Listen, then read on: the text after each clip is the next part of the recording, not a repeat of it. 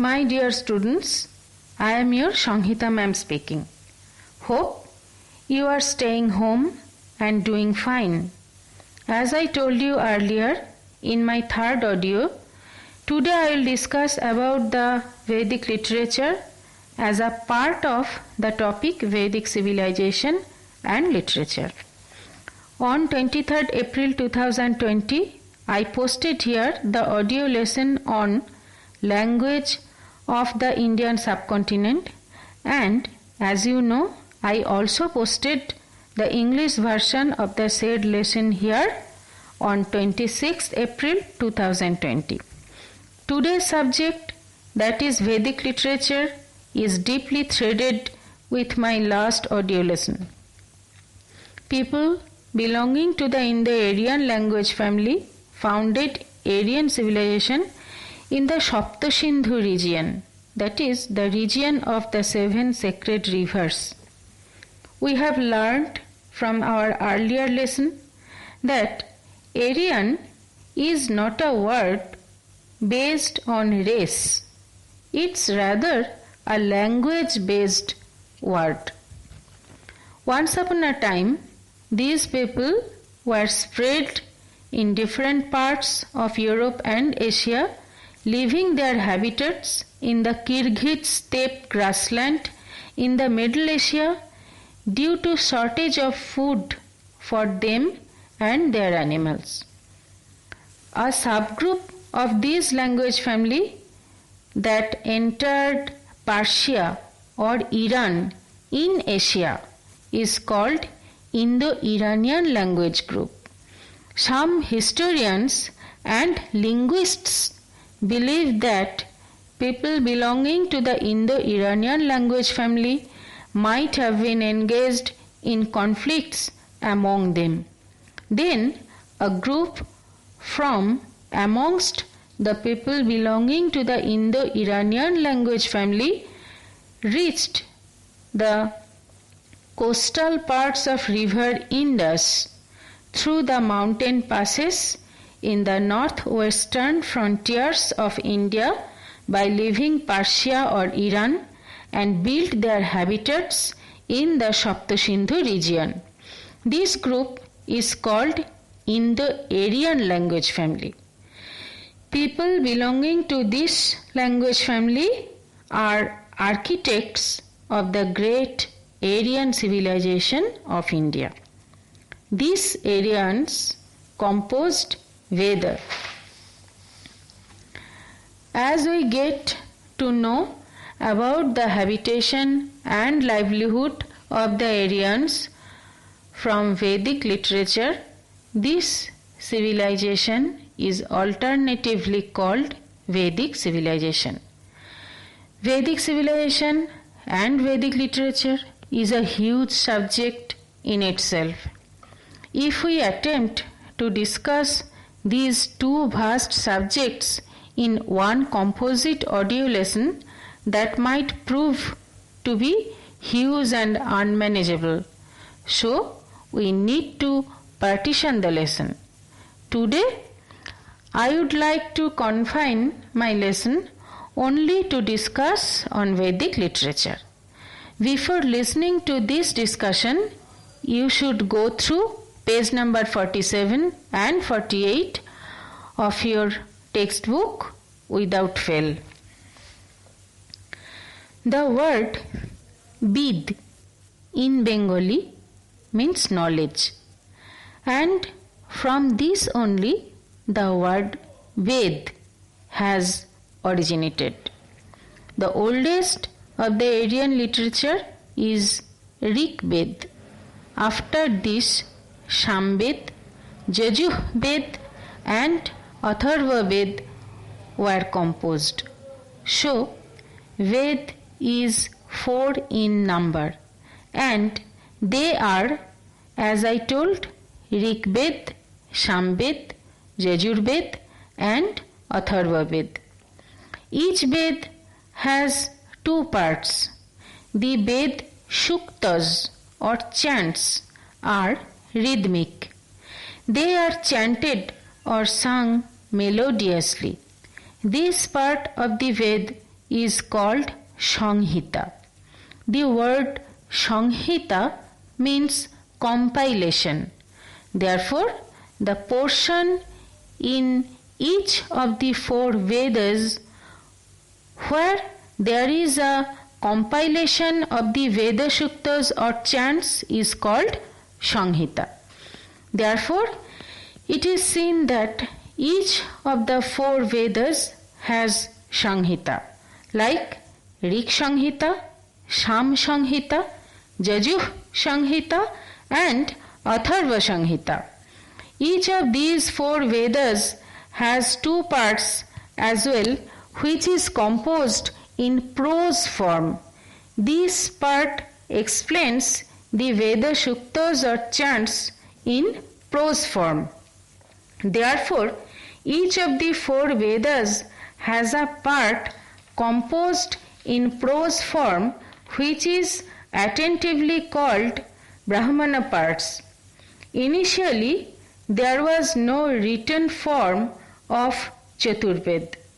The sages in the times of the Aryans used to gain spells from the austerities, and they used to teach those spells orally to their next generation offsprings or disciples. They used to remember the spells only by listening to them. The Veda is alternatively called Shruti. As the spells of the Veda were remembered only through listening, to ensure that no form of impurity get mixed with the Veda through incorrect pronunciation or out of the lack of proper knowledge of the Veda, the Aryan sages composed Vedanga after the Chaturved. There were 6 types of Vedanga. 1. Shikha or Shiksha, phonetics or the method of correct pronunciation. 2. Chhando or Vedic meter. 3. Nirukto or etymology or the study of the origin of the words. 4. Jyotish or astronomy. 5. Kalpo or Vedic action or the method of movements of various body parts while chanting the Vedic spells. And 6. Vyakaran or grammar. Besides this, medical science of that age was called Upoved. Social life for the people belonging to the Aryan civilization was divided into 4 parts. 1. Brahmacharya. 2. Garhastha. 3. Vanaprastha. And 4. Sannyas. We will discuss this in more detail later on.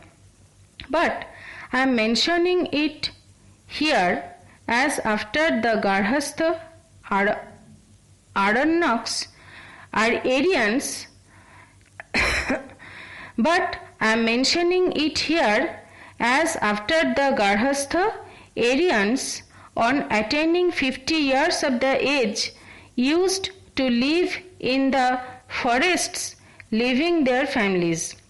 In the period of Vanaprastha, the realizations gained by them through the life experiences were scripted by them in the form of a treatise, and this is called Aranyak. The literary works in the phase of Aranyak are also included in the Vedic literature. In the subsequent phases after Aranyak, the Vedic Aryans composed their best literary creations. The creations of this phase actually signified the finest and highest level of philosophical realizations attained by the Aryans during the Aranyak phase. These compositions are called Upanishad. As there was no literary creation in the Vedic literature. After Upanishad, it is also called Vedanta. In the Vedic literature, only during the times of the Upanishad or Vedanta, Vedic Aryans could reach the ideas of monotheism from their so-called ideas of pluralism. So, we see that there are 4 phases in the composition of Vedic literature. In the first phase, Rig Ved, Samved, Yajurved and Atharvaved was composed. In the second phase, Vedanga was composed. Aranya came in the third phase, whereas we got Upanishad or Vedanta in the fourth phase. In the entire Vedic literature, Rig Ved is the oldest as it was scripted as the earliest. Therefore, we get to know about the original habitation and livelihood of the Aryans from Rig Ved. This period is thus called early Vedic period. From the literary creations that surfaced after the Rig Ved, we get to know about the propagation or habitation and livelihood of the Aryans, and thus that period is called the later Vedic period. By and large, it is believed that this Vedic literature was composed tentatively during 1500 to 600 BC. Out of this time period, tentatively 1500 to 1000 BC is defined as the early Vedic period, and time span of 1000 to 600 BC is tentatively categorized as the later Vedic period. Finally, you have to keep in mind one thing, that composition of Vedic literature continued for some time even after that period. The form in which we see the Vedic literature today, that was written much later. This is much for today. I would like to discuss the next topic, geography in the Vedas.